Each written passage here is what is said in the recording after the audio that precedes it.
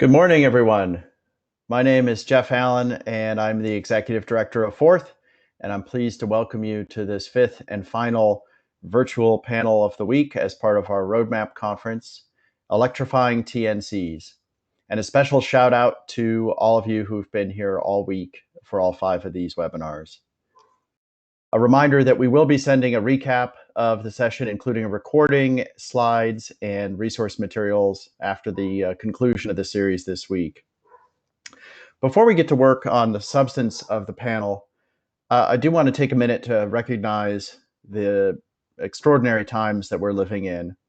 The global COVID-19 pandemic has disrupted our lives.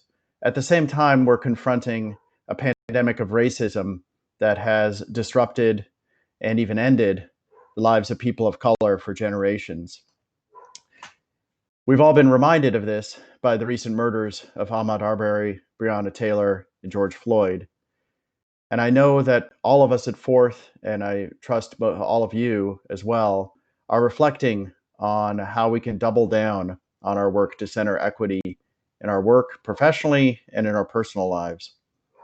And with that in mind, I want to take a moment to recognize that today is Juneteenth, the day that celebrates Black freedom and emancipation. And I think it's particularly important to recognize that we recognize this day because it was the day that news of the Emancipation Proclamation reached Texas and began to be enforced there 155 years ago. And most telling of all, I think, more than 2 years after the Emancipation Proclamation was signed, which is a reminder, I think, to all of us that freedom and progress has always required a struggle. I should also note on that topic that this would not be happening next year, this event, because Fourth is joining a number of companies and organizations that will be recognizing Juneteenth as a formal holiday going forward. For those of you who don't know Fourth, we are a nonprofit trade association and advocate for smart transportation.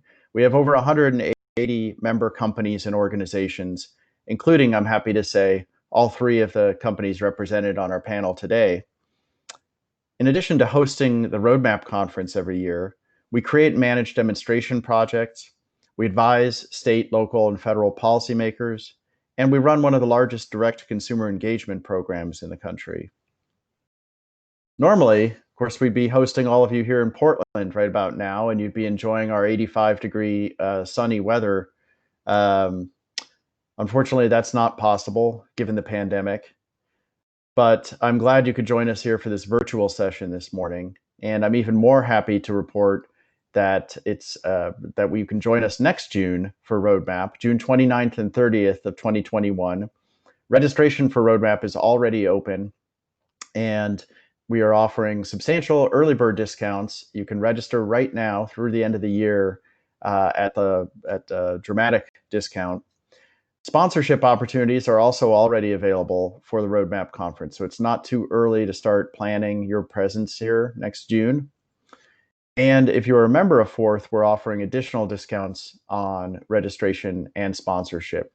So those of you who've come to Roadmap, who love Roadmap, please help us make it a great success again when we return in 2021.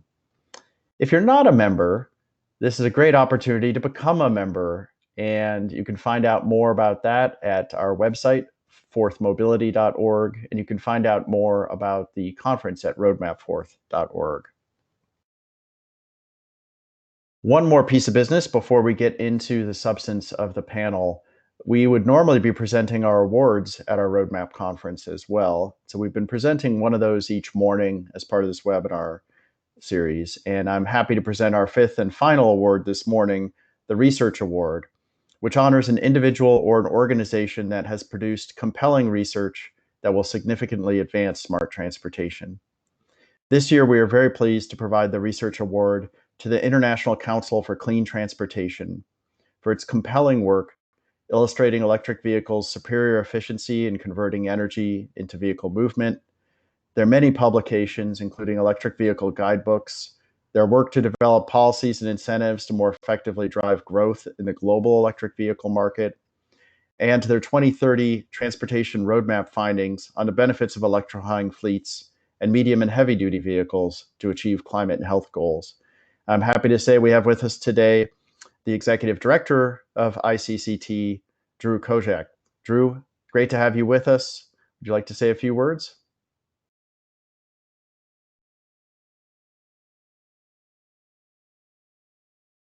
Whoops, and you need to unmute, sorry. Got it. Thank you, Jeff. It's a real pleasure to receive the research award from Forth, and I do it really on behalf of the whole organization of the ICCT. My staff have been coming to one of the premier EV conferences in North America, which is the Roadmap conference that you put on every year, and they always bring back lots of great information and lots of great success stories about all the connections that they've made. My only quick point to make is that the ICCT does do a tremendous amount of research. We put out more than 100 groundbreaking, we like to think, research publications a year. And we really value and admire the work that Forth does. In our sense, Forth brings research to life through its on-the-ground work. And that's absolutely critical in accelerating the transition to electric vehicles. So I am both delighted and with somewhat mixed emotions that I can't be there in Portland this year. And I do hope to come back next year, actually in person in June, and see you all in person. So thank you so much, Jeff. I really appreciate the award. Thanks, Drew. Appreciate the kind words, and we really value our partnership with ICCT as well. And with that, I will turn us to the substance of the day, and I'm thrilled that we have an excellent moderator for today's conversation, Forth's very own Senior Program Manager, Tegan Molloy. Tegan, take it away. Thank you, Jeff. I'm thrilled to be here today with this fine group of panelists and our work at Forth through TNC electrification demonstration programs. I've had the privilege to work with them and many other key stakeholder partners like rideshare drivers, cities, and utilities, each and every one of which are required to move the needle on TNC electrification. I might add that our colleagues at ICCT have written key reports on TNC electrification that have absolutely influenced our Forth programming. So speaking of our stakeholders, I'd like to kick us off actually by taking a quick poll of our audience makeup. At this time, please take a moment to self-identify your stakeholder group if you're up here, and it should update live. This will really be helpful in framing some of the discussion today. And a quick appreciation as we do this to my colleagues behind the scenes making the roadmap magic happen, Symbiot, Ashley, and Crystal. Thanks so much for your hustle. Okay, got a few more coming in. Looks like we have a lot of others. Okay, lot of folks from government and the public sector and utilities. Okay. Great. Well, thanks everyone for partaking in that. So why should we care about electrifying TNCs? One of the obvious reasons is the impact on reducing emissions. So we know that TNC vehicles contribute at least 3 to 5 times the vehicle miles traveled than a single occupancy vehicle, and that we must address what the Union of Concerned Scientists findings have stated that ride-hailing trips today result in an estimated 69% more climate pollution on average than the trips they displace. I'm going to share a little bit about Forth's relevant programming and then introduce our panelists. So at Forth, we've launched and are leading over 5 TNC electrification programs with city and utility partners and TNCs in the Los Angeles, San Jose, Portland, and Salt Lake City markets. If we were to distill this work, we seek to align stakeholders in a 3-pronged approach: increasing education, increasing access to vehicles, and increasing access to charging. I get the fortune of working closely with my bright colleagues, Lindsay and Barrett, on TNC electrification. We always aim to really understand and consider the true needs rideshare drivers have and center their well-being within our program designs. We've done localized market research to inform our work. For example, just last month, we hosted 2 virtual focus groups with TNC drivers in the Los Angeles and San Jose markets to inform direction with our city partners in each of those cities. This required high-touch engagement and coaching, particularly for those rideshare drivers who are experiencing the digital divide. In our fair financing pilot, we're doing everything we can to identify unforeseen barriers in the driver journey to purchasing an EV and addressing those barriers. We're also actively building a driver community of folks who drive EVs, who report extremely positive experiences, and then the many drivers who are EV curious. One of the keys to our outreach is really amplifying the voices of EV driving TNC drivers, say that 10 times, who often gush about being purchasing their EV being a life-changing decision. So I'd like to now turn it over to our talented panelists who we're very happy to have with us today. Every day they're moving mountains and taking on Sisyphean tasks, as I like to think. Starting with our first panelist, who has some hot off the press announcement.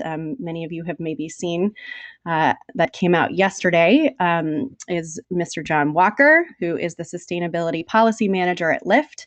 John manages Lyft's sustainability policy, including environmental and electric vehicle programs.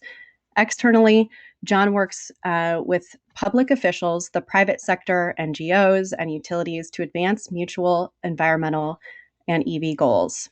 Internally, John works with Lyft's operations and product teams to help design, deploy, and scale Lyft's new electric vehicle program. Most recently, John was a manager at Rocky Mountain Institute in Colorado, where he ran RMI's autonomous and electric vehicles program. In this role, RMI partnered with several cities, including Denver and Austin, to deploy shared electric vehicles and to pave the way for autonomous vehicles and automated mobility services. So that's our first panelist, John Walker, and our next panelist would be Adam Gromis. And I'll do his introduction when he comes on. So John, please take it away. Great, thank you, Tegan. Really appreciate it. I'll just start out by saying, for some reason, I'm more nervous this virtual webinar than speaking to a crowd of people. I'm not exactly sure why. I think maybe I like seeing people's faces. So bear with me here. But yes, as Tegan alluded to, we had some exciting news yesterday. And so I think this panel from the Lyft perspective is perfectly timed. We announced yesterday that Lyft is committed to making 100% of the vehicles on the Lyft platform electric by 2030. And this is going to be no small task. And it assumes a lot of things. It assumes that electric vehicle battery costs will continue to fall, that electric vehicle availability will continue to grow. And it assumes that we are going to have the support of policymakers and utilities, many of whom I think are on this call today. So, and probably many of you I've already had interactions with talking about how we can work together to scale electric vehicles. So today I just want to run through our white paper. So we announced yesterday that we're going to 100%. And of course, the media is good at asking questions. They said, how are you going to do it? How are you going to do it? How are you going to do it? Well, we anticipated that question. And so we put together this fairly comprehensive white paper. You can download it if you like, but I'm going to run through it today and discuss how we are going to do it. So Tegan already mentioned this. Transportation network companies are starting to be a significant portion of GHG emissions. So that's one reason we want to go electric. Another reason is that drivers will spend $10 billion on gasoline if we don't change to electric vehicles. And so really what we're talking about is moving the money from the pockets of big oil into the pockets of our drivers and also into electric utilities, quite frankly, which is much better, I think, than big oil. So how are we going to do it? The first step is we need to work on we have a bigger lever on our rental fleet. So Lyft has partners like Hertz Rent-A-Car, another one called FlexDrive, and I believe Uber has a similar one. GM has a program called Maven Gig. And what these programs are is fleet management companies rent vehicles to people who want to drive for Lyft. So we don't own or really control any vehicles ever, but the rental fleet, we at least can tell these rental partners, hey, we want electric vehicles to be available to drivers who drive with the Lyft platform. So that's the first piece. That's the pink bar you see here, because we can move quicker with that. We've already actually started doing this with partners in Seattle, Denver, and Atlanta, where if you are a potential driver in Seattle, Denver, and Atlanta, you can rent an electric vehicle from FlexDrive, and then you can drive it with the Lyft platform. So that's really exciting, and that's on the order of a few hundred vehicles. As you can see from this chart, we have grand plans of increasing that program, and maybe some of you I've been working directly with on this call of how we can do that. But you can see that's going to ramp up first. We're going to be able to make the rental vehicles or have the rental vehicles be electric sooner and faster. And we think by about 2027, 2028, all of our rental vehicles will be electric. And then personal vehicles are a little bit slower. And personal vehicles are going to, that's, vehicles that any driver just brings to the platform. They're going to require cost parity, and not even cost parity, but probably cost parity on the used vehicle market. So we need to have a lot of used, long range, high fast charge electric vehicles available on the used market. And at that point, it's actually going to make a ton of sense. It's going to be silly to drive a gas car on the platform because an electric vehicle is cheaper in all regards. I'll go. I know let's see. So how do we get there? So this next slide is just talking about battery costs. So as I mentioned, we are reliant on external factors. So we are using this battery curve to say, hey, you know what? At about 2024, a new EV could reach cost parity with a gas car. And then I do want to point out that baked into our assumption is mutually beneficial policy making. So we're not saying everybody sit tight and sit back. Lyft has this. We're putting our necks out to say we're committed to this, but we can't get there unless we have policy that works. And so we need state tax credits to work for our programs. We need utility programs to work for our programs, and we need other policy to help us get there. And then this is our list of things that we have to do. There's about 9 things we think we have to do to get to 100%. So 1, we need vehicle supply. We don't have that much control, but we do have strategic partnerships with a few car makers. And so we've already, yesterday was our big signal to the OEMs where we signaled, hey, we're talking about potentially millions of electric vehicles just for Lyft. That's quite a few, that's more than most companies have sold total ever, right? And so that's a big signal to automakers that we need to supply. And then John Zimmer, our president, was talking yesterday on CNN about maybe we've been planting the seeds of maybe there's a ride share EV where the OEMs create a version of a vehicle that is specifically designed for the TNC use case. The second one is policy. So this is one that I'm very active on. So without good policy, we're not going to make it. So this isn't, if regulators and policymakers sit back and say, oh, Lyft, this is all on Lyft, it's not going to happen. We're going to fail. I'm going to fail. Lyft's going to fail. And that means it's a failure for everybody and the climate. So we need smart policy. Up until now, I think almost all policy has been directed at people buying electric vehicles, which is fine. We have to do something to kickstart it. But we all know that people buying electric vehicles, that's a small percentage right now, and those tend to be more affluent people. And so we need to start directing policy and incentives at TNC drivers, because that's a growing group of folks, and it's a different demographic than people that are buying a shiny new Tesla. Happy to talk more about specific policy issues with anyone who wants to. Number 3, equitable access. So this is a big deal. We need to make these vehicles available to all of our drivers. And there are some interesting barriers that are specific to TNC drivers, particularly around charging infrastructure, many TNC drivers live in multi-unit dwellings and don't have the added convenience of having overnight charging. So that's something we need to work on to help it reach everyone. So number 4, in addition to making overnight charging available, we need a robust network of fast chargers. And so I'm really glad Sara is here. She's going to talk more about that, I'm sure. And then number 5, the rental program. We're going to continue to grow that. Number 6, education. And it's one thing we learned from our early pilots was many people in Seattle, even Seattle, which is a very tech savvy city, many people in Seattle didn't know what an electric vehicle was. Maybe they were driving a Prius and they thought a Prius was an electric vehicle. So there's an education piece, and I tip of the cap to Forth and many of the other folks working on education. And we're doing that as well we have information in the electric vehicles that folks can peruse. And then 7, driver experience. So right now, when you drive an electric vehicle on the Lyft platform, it's pretty much identical to driving a gas vehicle, but we have a lot of plans for the app. We have plans to pair the app with battery state of charge, with charging station location, with charging station reservation.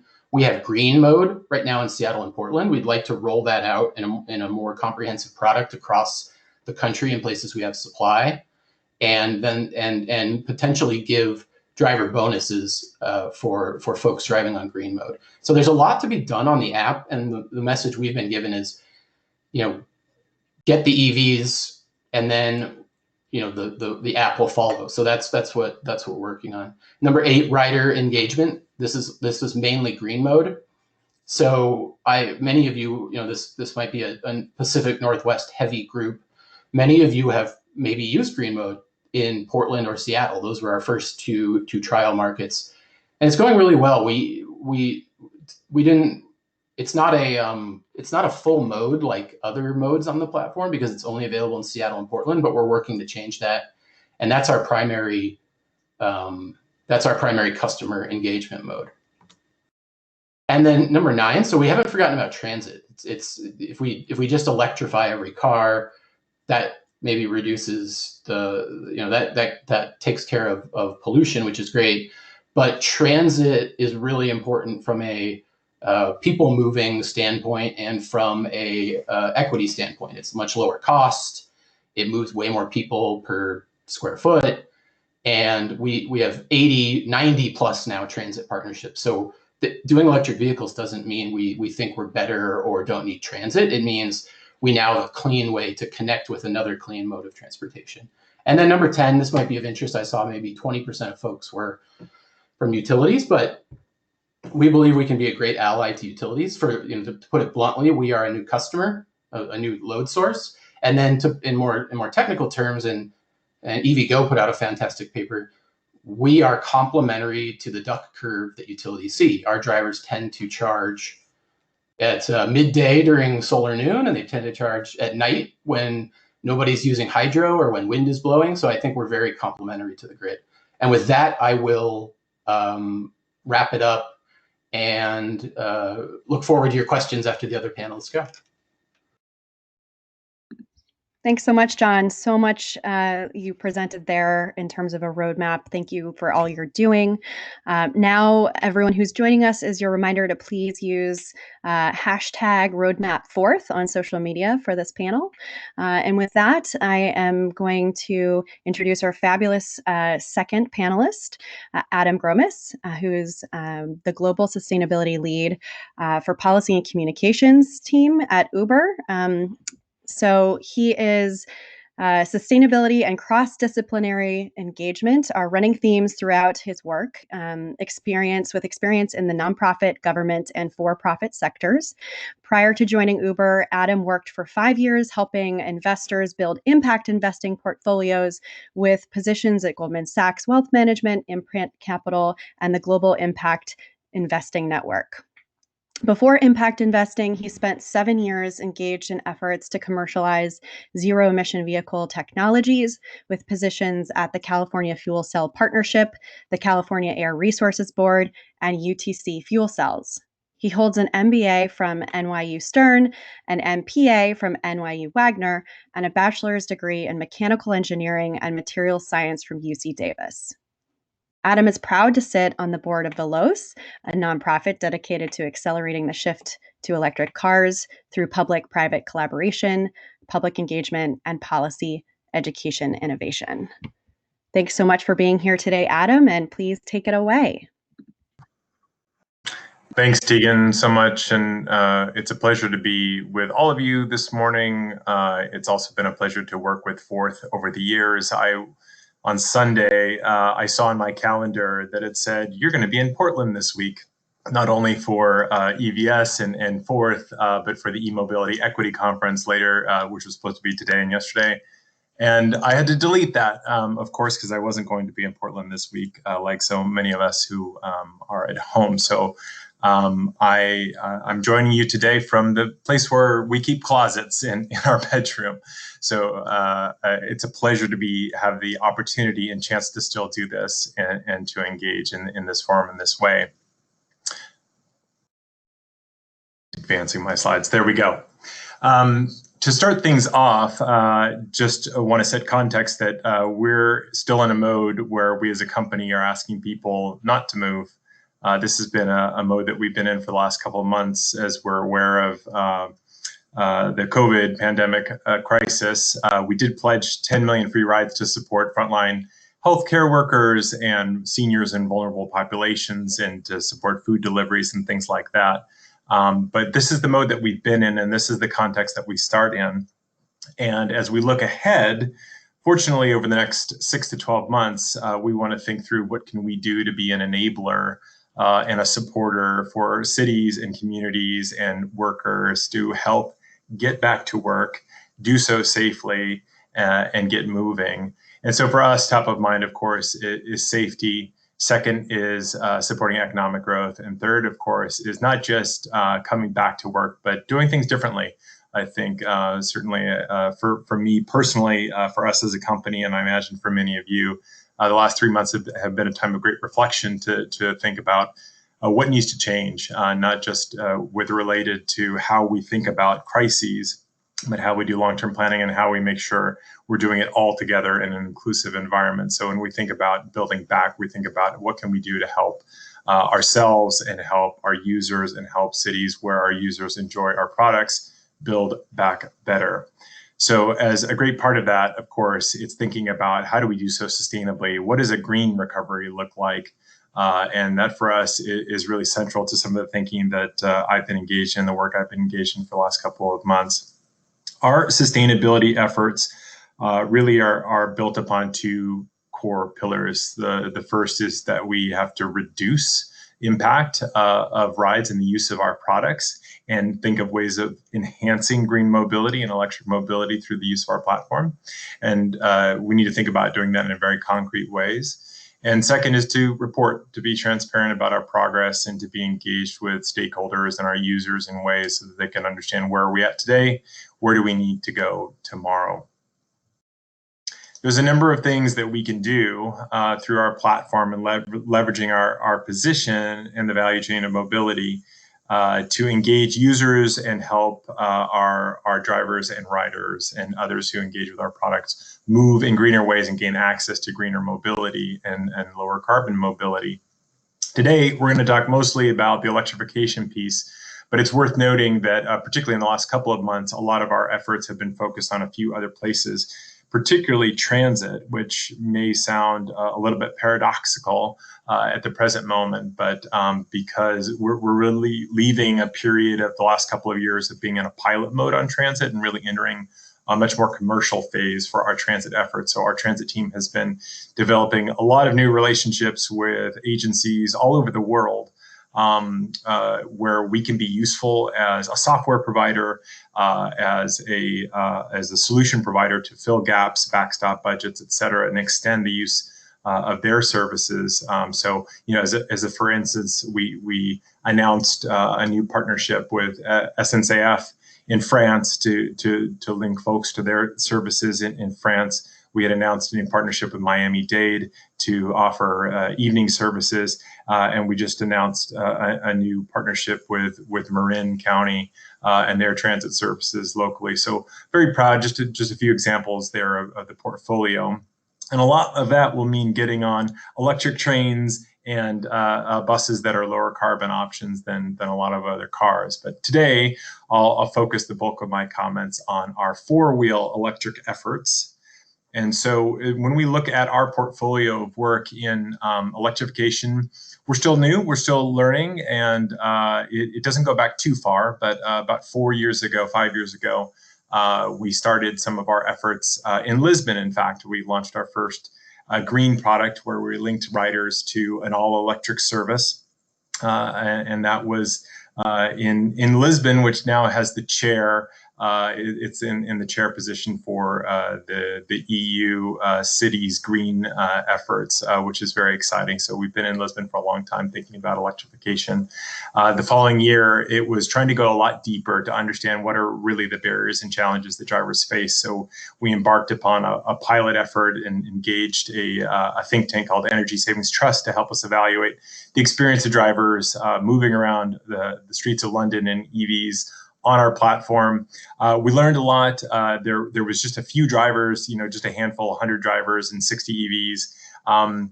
But they did do a lot of rides, did more than 35,000 rides, with more than 200,000 electric miles. But we also learned a lot about the barriers and challenges and realized that this is going to be no small task, as John mentioned, and it's going to take a lot of real concrete effort, not just from ourselves, but from partners and the policy environment. We certainly learned that this is something that we can't do all on our own. It's going to take a lot of different partnerships up and down the value chain.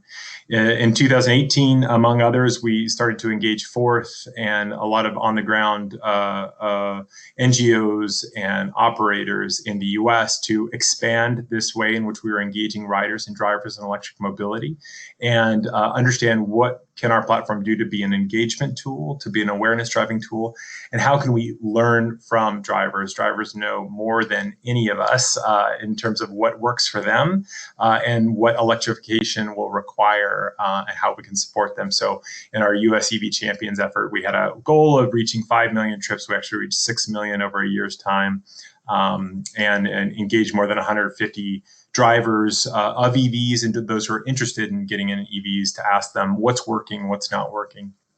And all of these efforts really culminated in us realizing this is going to take the best of our policy ideas. And when I say our, I mean the collective audience on today and across the value chain. Is going to take the best of our policy ideas. And it's going to take the utmost of our innovation. And so we were very excited last year to really start on that path where London had put in place some of the most ambitious clean air policies of any city globally.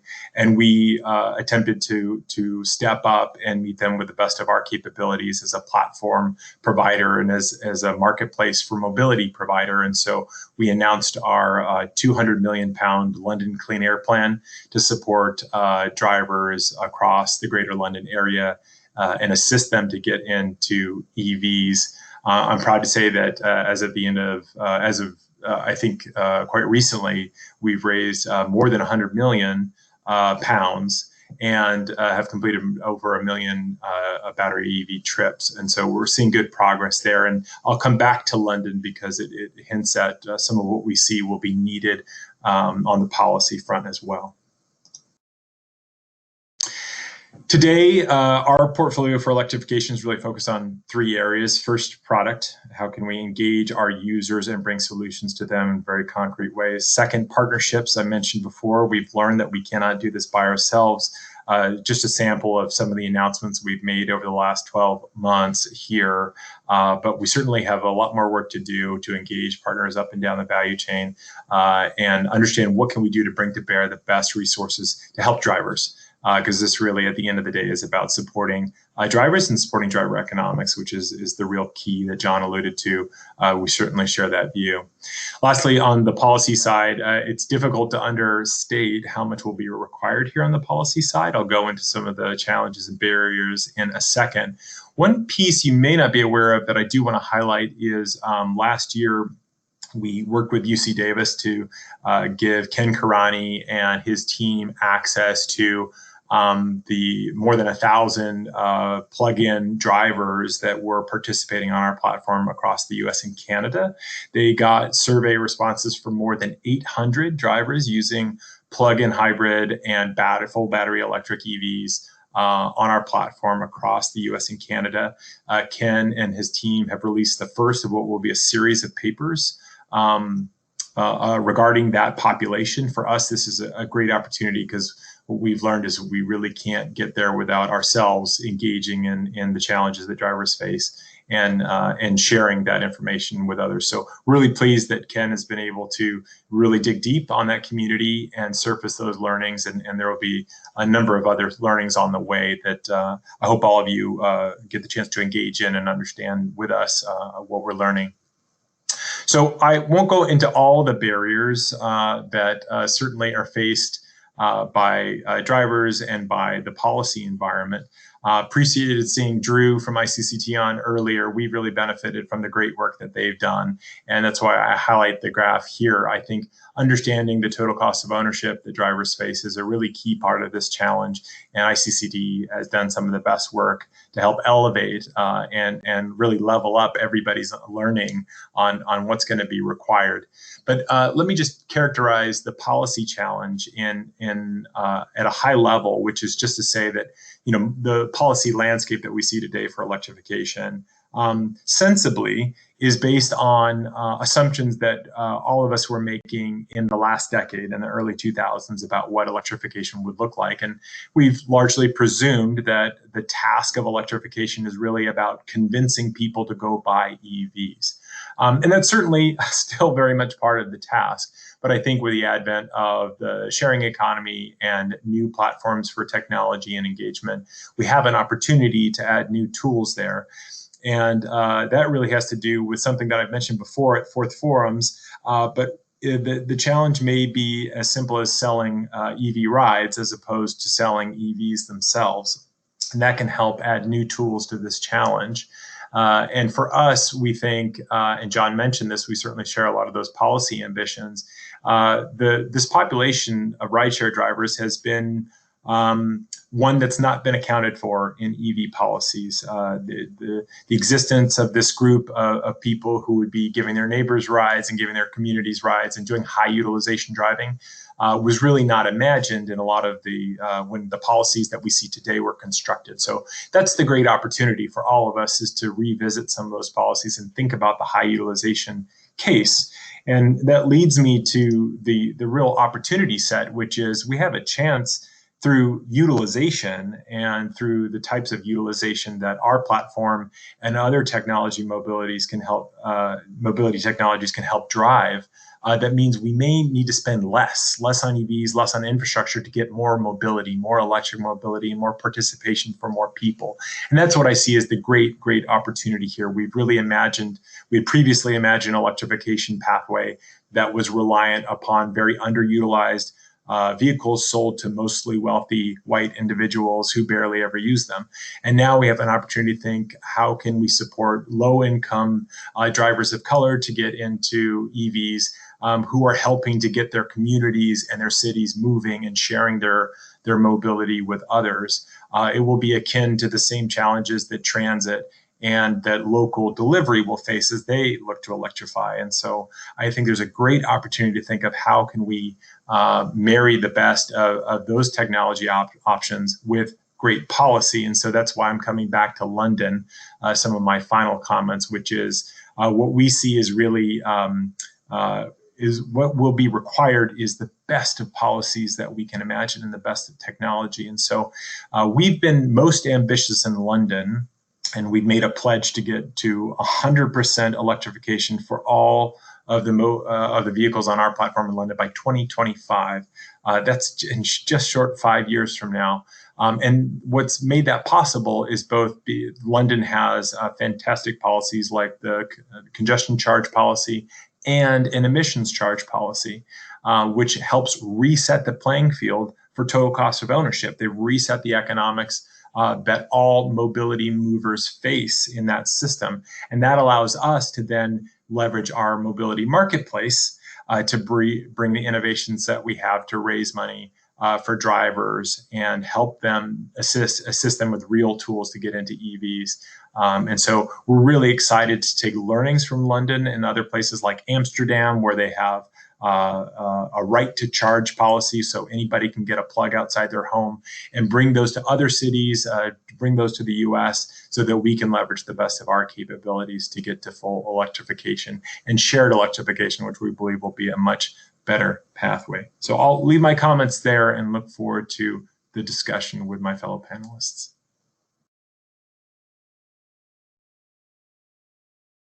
Thanks so much, Adam.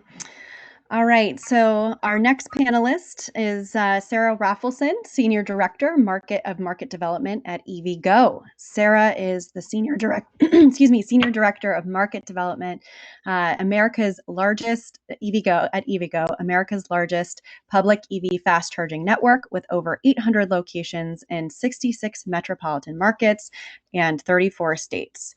Prior to joining the EVgo team, Ms. Rafalson led public policy and market strategy efforts for Sol Systems, a national solar energy development firm based in Washington, D.C.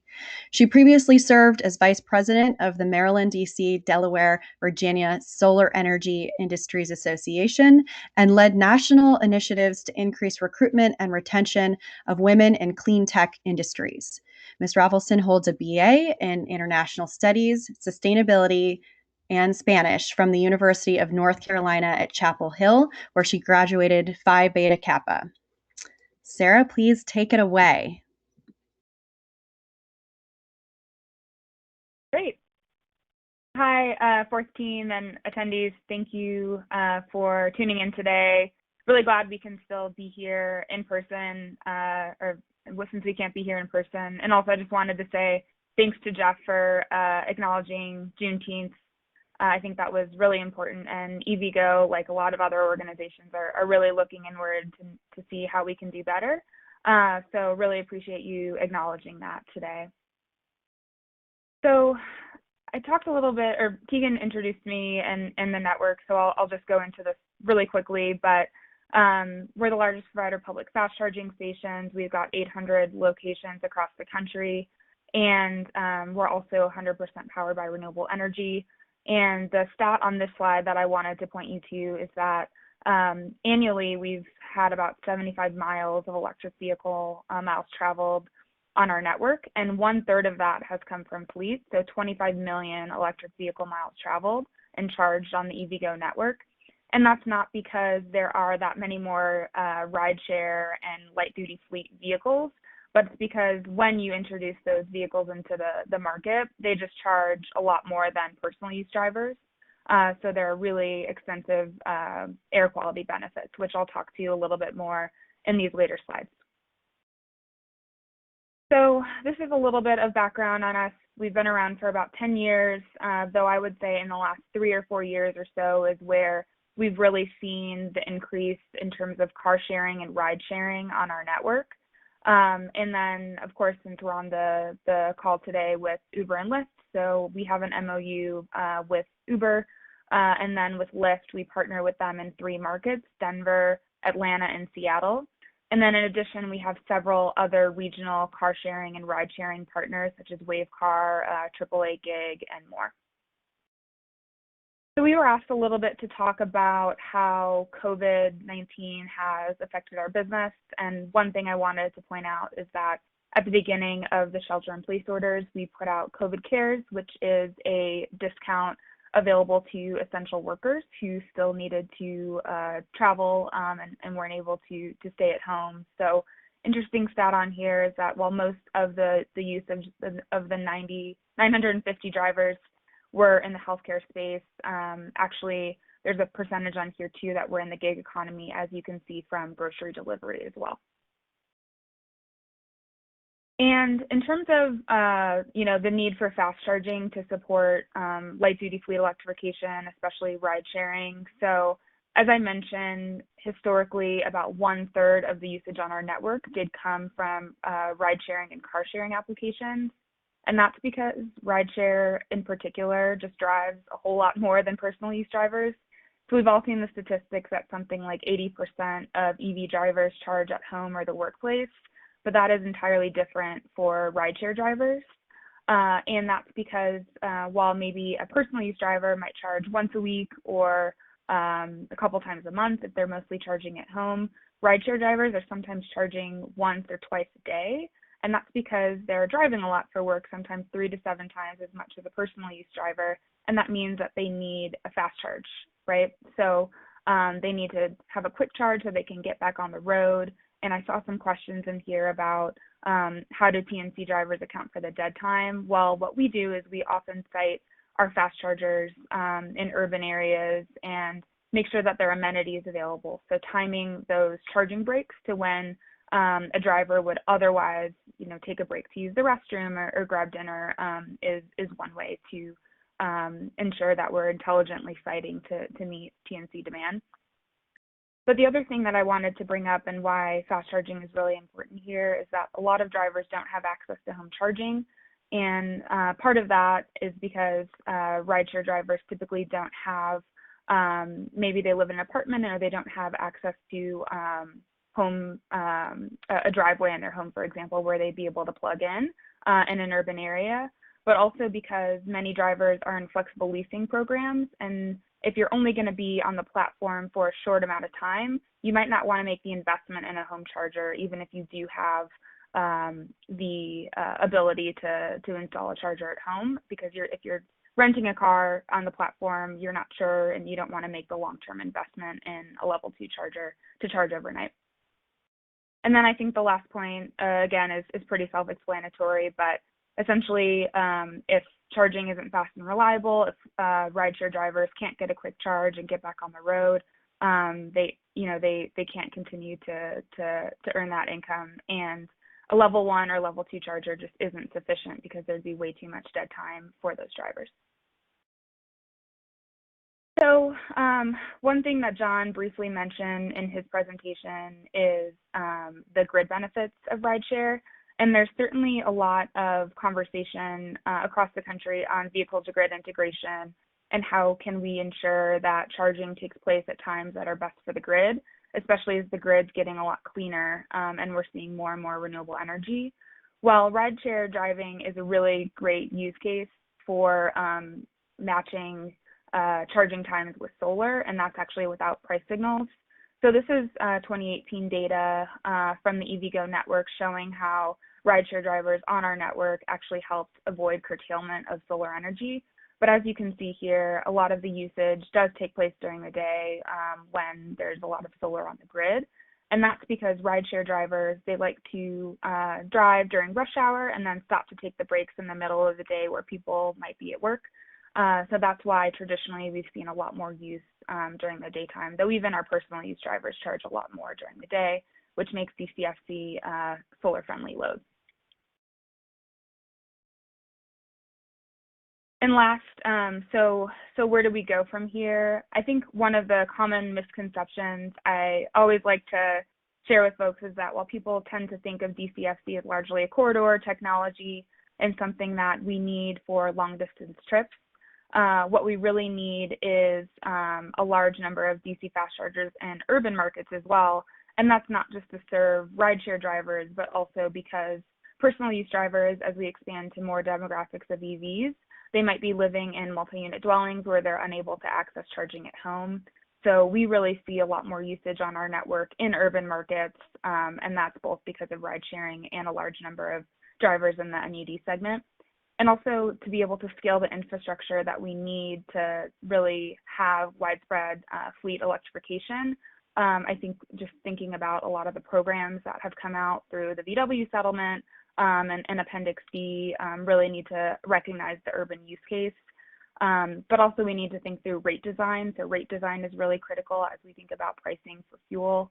So I would say one state that's really doing this well is Colorado, where Excel both has new EV rates, but also programs run by the Colorado Energy Office and RAC have really started to look at urban use cases as well as corridor use cases for DC fast charging technology. And a place like Colorado, while we might see a lot more growth, and that's where Lyft is, when we look at some markets in the Northeast that are very dense but might see more challenges, and in terms of deploying fast charging infrastructure, some of that is about rates. So again, rate design is really critical, both as we look at where we can expand DC fast charging infrastructure, but also fueling costs for drivers. In California, we're talking about the Clean Mile standard, so that's an interesting policy development that many of us on this call are working on. The other thing too that I wanted to draw attention to that John mentioned is vehicles in the secondary market. So there's a lot of discussion about cost parity for new vehicles, but with 2020 being really the first year that we're seeing a lot of longer range vehicles like the Chevy Bolt. This is actually my Bolt in the picture here from one of our ribbon cuttings. But as we're seeing these longer range vehicles coming into the secondary market, that's a really great opportunity for fleet electrification. And then the last thing I'll just say is that vehicle incentives are still going to be necessary. Denver was a great example where in Colorado, again, Lyft was able to, because of supportive public policy, able to commit to putting in 200 Kia Niros in the market. And I want to see that level of support in other states. We're really going to need to see the policy to match that. So in conclusion, to answer any questions that folks have, but urban fast charging is really going to be critical if we're going to scale TNC electrification across the U.S. And design and public policy is really important to help us get there. So thanks.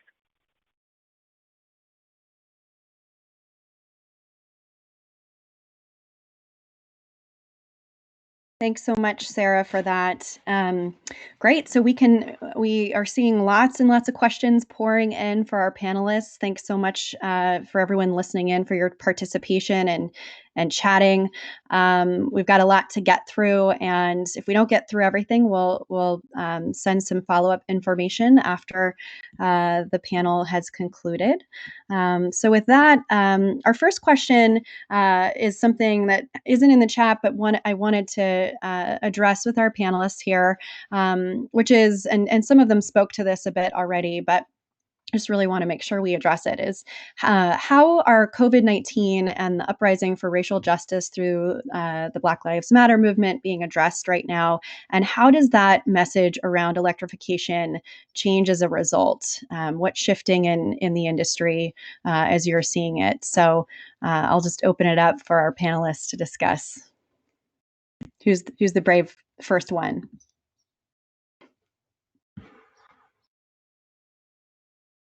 I guess I can start, Tegan. So COVID's been, there's no surprise or no secret that COVID's had a big impact on ridership, on us, and I assume on Uber as well.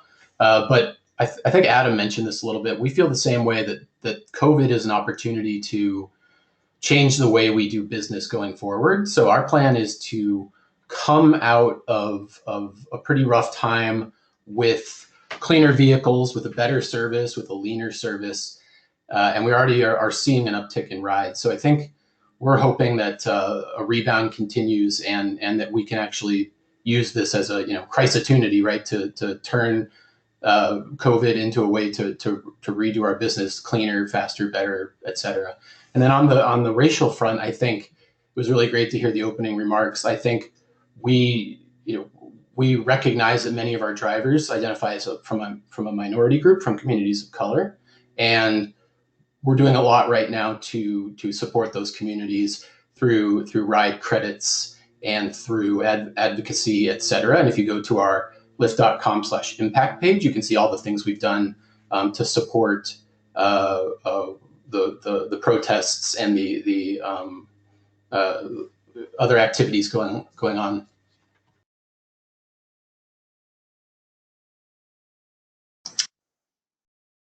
Yeah, I can comment from our perspective. I think, well, anything I'll say is going to be an understatement, and any policies, actions that we've taken, actions that have been taken across the industry are just not enough, and they're going to need to change, and they're going to need to be more. And I think a lot of that's going to include things like we need more perspectives and diverse perspectives at forums like this. And I appreciate Forth's efforts to do that over the years, actually. And today and yesterday was supposed to be the e-mobility equity conference as well, which I was looking for, and I know they'll reschedule it and everything. And I've talked to Dr. Francis and to Terry from EVgo, and I think we absolutely need their guidance on many of these topics. For us, we think technology has a huge role to play to help move the industry forward, to bring new ideas to make this better. We did a very small thing over the last couple of weeks, but for instance, on our Eats platform, we have a Black-owned businesses view to support Black-owned businesses across the country with food deliveries. So it was a very small thing, but it was something that was very important to us to make sure we could enable, and we want to continue to look for ways in which we can be thoughtful and engaged on that. I think as it relates to electrification, it's very interesting as we think about what's going to be required for ride-hail electrification globally. This is not how do we get wealthy people in suburbs electric cars, and that's really been the game for the last 20 years of electrification. The shared mobility world of electrification is going to be one that's very much a low-income transition. It's going to be one that's focused on cities and urban travel. It's going to be one that transit has been facing for many years, and that I think we're going to share a lot of policy perspectives and viewpoints on. So to me, there's just a massive amount of opportunity and a massive amount of work that we're all going to have to do to really look at that and not underestimate what that's going to require to evolve and change not only the policies we have, but the tools and approaches that we have to engaging those communities and delivering solutions. Yeah, and I think from EVgo's perspective, a lot of the work that we've been doing has been more looking inward. So in terms of equity and a more equitable workforce, at least, we've had a lot of internal conversations and see calls for social justice as being long overdue. And of course, we recognize, like many others, that the structural and organizational and individual changes that we need to make. So our executive team has started first with internal engagement and has put together an active plan, both in how we look at hiring, but also how we look at interacting with our local communities in Los Angeles and Oakland, where our two California offices are. And we're also talking not only about hiring and a more diverse workforce, but promotions and promoting from within and how we can foster a more diverse workforce within our company. And in terms of our charging network, we implemented something that we're going to start for our next investment committee, but moving forward, when our network planning team comes forward to investment committee, they're going to need to have an environmental justice filter on all new stations. So these are small steps. We're still in the early stages of implementing a multi-pronged plan that our executive team put together, but I think I could speak for everybody where we all have recognized in the last few weeks that we just need to do better and we need to do more, and we're committed to doing so. Thanks, Sara. Thanks, everyone, for going there with that question. Very important question. And now we're going to switch over to audience questions. We've got one that came in, I think, during John's presentation. So what does a city utility need to do in order to best attract EV adoption for rideshare? Yeah, I guess I can start that one. So the initial barrier is just the higher cost of long range electric vehicles right now. And so something we're doing right now with utilities and CCAs is we're talking about, could we enter into some sort of program where there's a capital or a rental credit for our drivers to choose the electric vehicle? Because when our rental partners rent them, they're higher cost than a Prius or a Camry or whatever. The utility could give the driver a credit to choose an electric vehicle, and that would allow our rental partners to deploy electric vehicles successfully. Otherwise, they're going to have a product that nobody wants to rent. So would be happy to talk to to any of the utilities about what we're doing with other utilities and CCAs, but I think that's the most effective thing that a utility can do, is look at their long-term potential for load growth and then think of now as a way to jumpstart that load growth.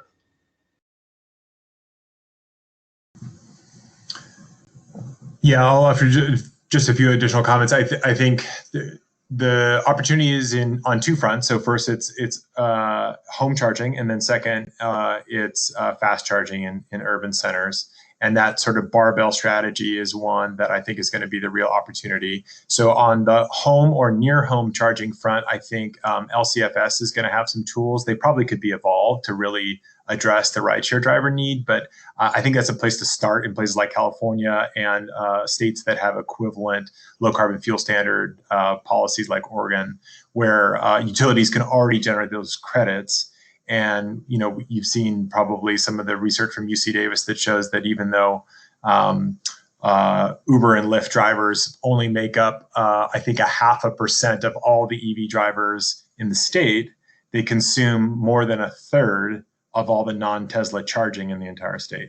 So there's a real opportunity to generate credits and leverage those monies that can free up investment into how do we help low-income community drivers, drivers of color access at-home charging or near-home charging solutions. And that's a place where utilities can play a real role in making sure that those programs are stood up and that they're really being mindful of the high utilization driver use case. And then in urban fast charging, I think it's going to be really focusing on those areas where they're high traffic areas. They're the expensive ones to install, but with the right support, maybe you only have to upgrade one substation that can serve some fast charging hubs for not only ride hail and high utilization drivers, but for delivery for transit and others who are similarly going to need some of those charging in high traffic areas in urban centers. The last comment I'll make is one that's a little bit more theoretical. It's one that we need to engage in at a higher policy level, but we'll need utility support. I think we absolutely need to start blurring the lines about what it means to have a public charger versus a non-public charger. And I think that's going to be really critical because a lot of the rules that are written today say, taxpayer monies or LCFS credits or whatever can only go to quote unquote public chargers or public plugs. But the amount of benefit in terms of electric passenger mobility and emission savings that a charger behind the fence at a taxi service or at a transit service is going to do so much more good than the public charger at a Whole Foods, which is going to serve a few wealthy clients in fancy cars for their high-income communities. So I think we really need to be thinking about how can we maximize electric passenger miles from each plug, regardless of where it is and to whom it's available, and think about it. That's how we serve the public good. And so we'll need to revisit a lot of those policies. I think the only thing I would add, in addition to the urban public fast charging and also looking about vehicle incentives and things like that, is I would just say rate design. As we look where we're going to deploy those urban fast chargers, I would say rate design is really top tier, along with BEV density and availability of infrastructure programs. But for example, if you look at a place like Boston would be a great rideshare market, but those electric rates are some of the highest in the country. So if we look at having fueling that's more cost competitive with gasoline, that's going to be really challenging. So rate design is really critical.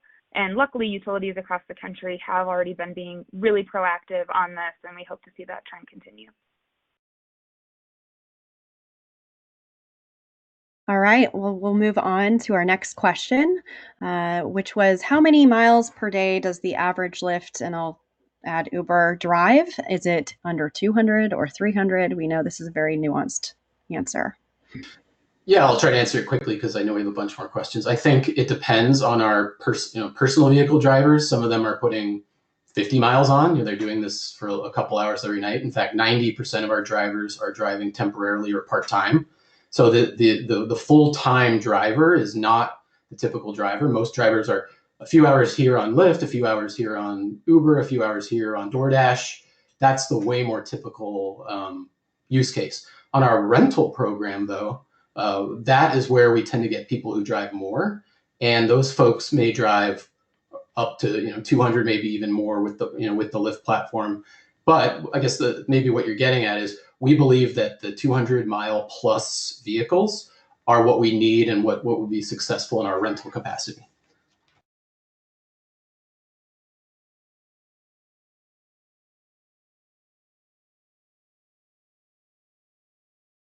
Great, thanks. So one question we got is, what do you consider to be a reasonable distance from DCFC to amenities? New Jersey is developing fast charging incentives, and this is relevant to our thinking about incentive design. Sara? Sure. Well, I would direct this not just to New Jersey, but really any state that's looking at an infrastructure program, a fast charging program. I would say, look at the North Carolina example, for example. That is a really great program that has a scoring rubric where essentially when you're applying, you know what the scoring rubric is going to say. You have environmental justice as a category.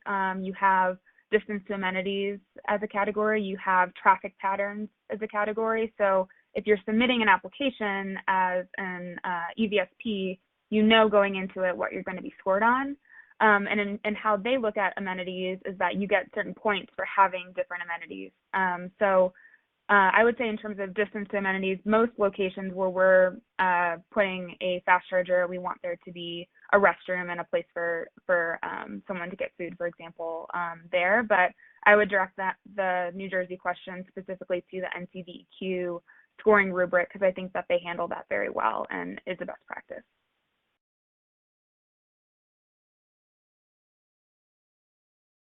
Great. All right. I'm going to jump to another question about John's white paper. It can take 20 plus times longer to fully fast charge an electric vehicle versus a gasoline vehicle. Have you considered driver compensation during this downtime, at least initially? Yeah, so that's baked into the rental rate. So we need to make the electric vehicle value proposition a really good one.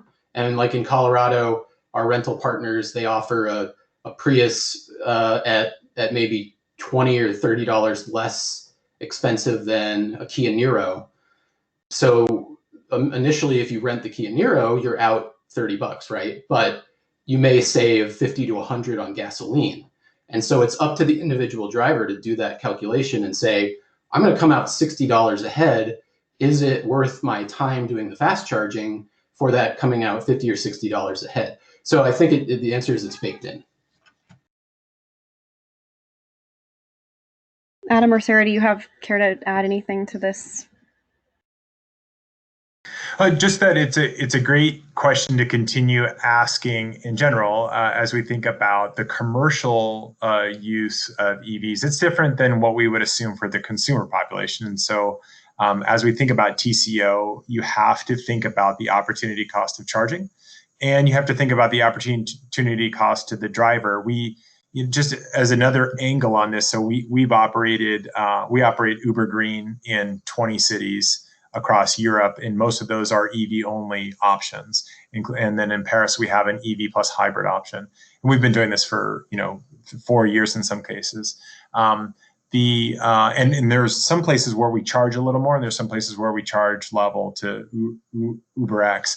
Those products have impacts on the overall network, and in some ways, there's potential to make drivers worse off, because if you're not compensating them for the extra time they have to take to go across town and pick somebody up, then that can really eat into their overall earnings. And so as we think about those marketplaces, we have to think about the driver's time, and we have to find ways to compensate them. And we have to build a business on it that is scalable, and one in which people are valuing the time that drivers have and that they leverage in order to provide their services. So that overall question is just going to be a really important one as we revisit this again and again and again.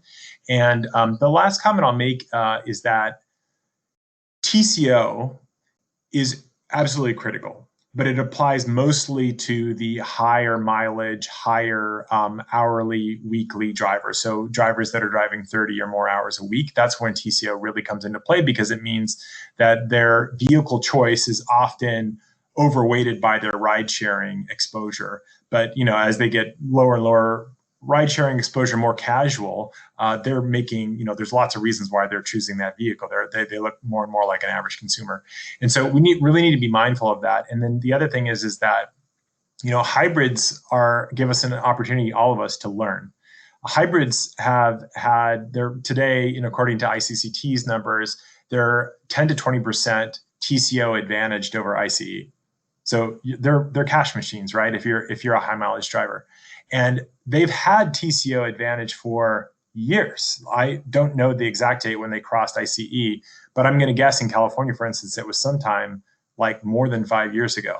So with a 5-year plus TCO advantage of more than 10 to 20%, we still only see about 1 in 4 trips served by a hybrid. Now that's amazing compared to the consumer market. In the consumer market, you see, 2-3% hybrids on the road.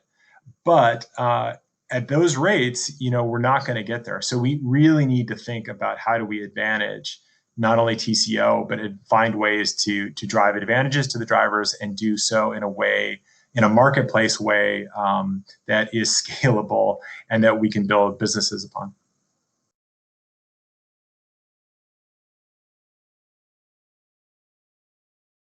Thanks, Adam. Okay, which question to choose? So we've got, I know we'll be able to get back on some of the very specific questions that may not address everybody. One thing we can maybe dive into is how load share or time of day charging affects emissions. Is that one we want to tackle? Maybe Sara, demand energy management from watt time and others will become increasingly important. Yeah, I think the way that we think about it and how it's been discussed is about having price signals through electric rates that encourage charging at times that are best for the grid, right? So that's going to be different in other places. And as I showed in our solar curtailment graph, that's actually a real load profile. I bet it's actually gotten even better because that was 2018 data, and we grew our network in California by 40% in 2019, which means a lot of the queuing and waiting in line that customers were experiencing in 2018, they don't have today. But I think you can already see that without price signals, rideshare drivers charge when the sun is shining, which is really great for places that have a lot of solar energy or more solar coming to the grid. So it's a really great use case for vehicle to grid integration in places with a lot of renewable energy.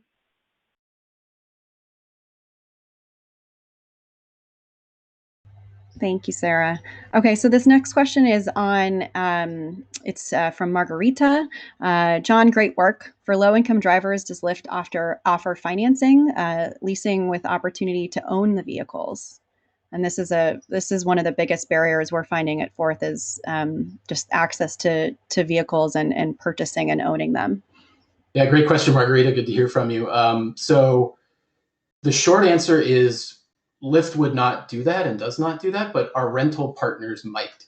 And so that would be a question for the Hertzes or the Maven gigs of the world to say, what are you going to do with these electric vehicles when you're done renting them for rideshare?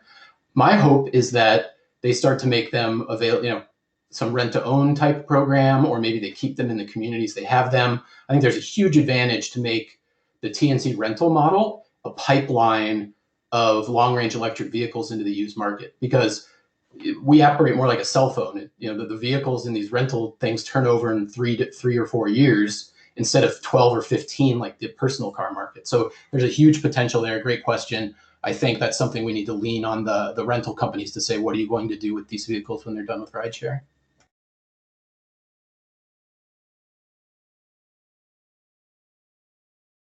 Great. Okay, and I think we have time for one final question.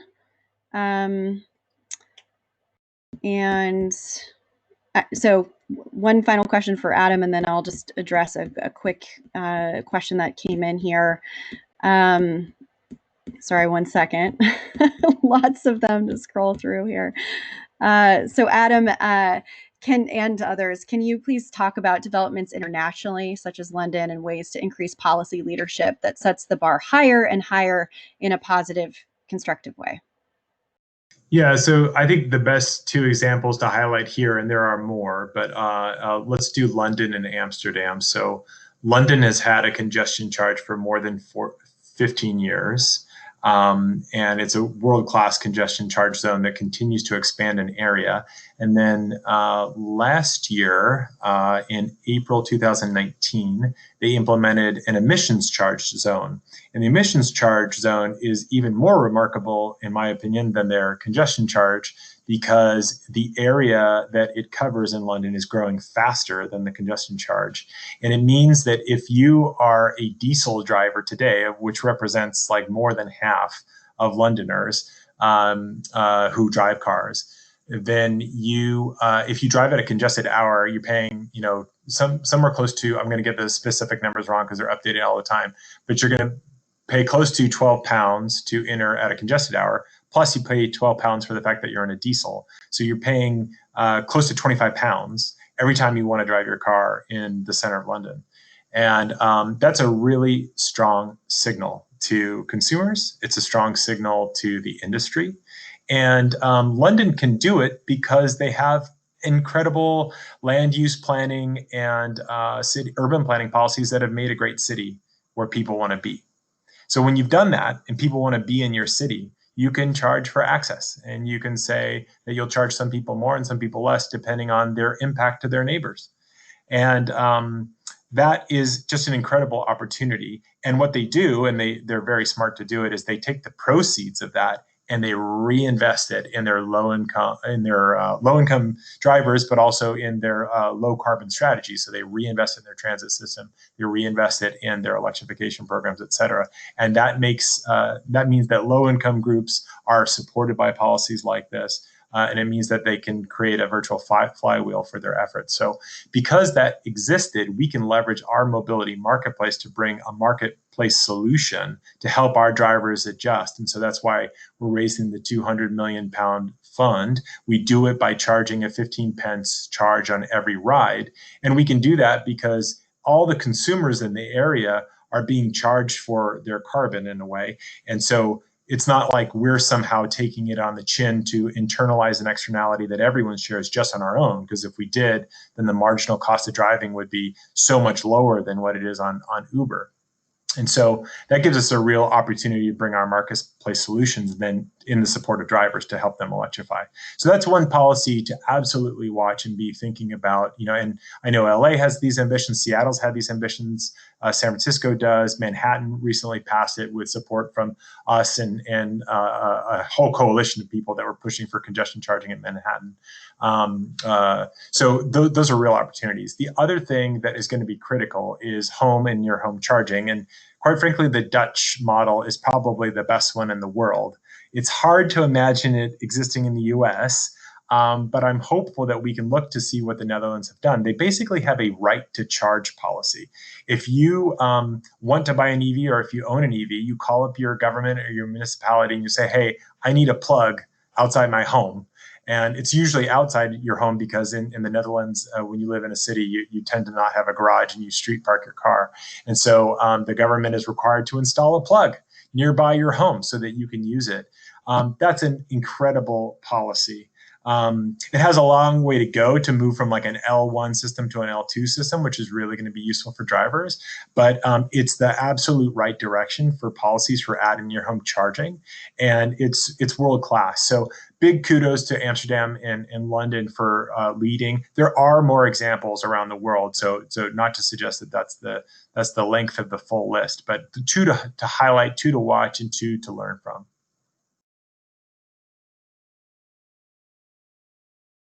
Great, thank you, Adam. And I think we've run out of time, but thank you so much, everybody, for your questions. We've definitely got a lot of work to do in this space. Forth will be following up with slides and materials and links. And I will answer one final question, which is around fourth, how do you get in contact and do outreach with TNC drivers about electrification? And I will say, like, the key to success there is going to the drivers. So we've worked with local TNC hubs, regional TNC hubs, and we've gone to airports and done pop-ups. Bringing electric cars is key. Drivers are super car savvy and love to jump in them and drive or just look at them, and have also, of course, are working with utilities and community-based organizations, and locally just build a contact list. So we're really just out there in the field going to the drivers. All right, everyone. Well, thanks so much. That takes us to a wrap for this year's roadmap. Thank you so much, and we hope to see you next year in person. Reminder that our registration is now open. Be well and do good work.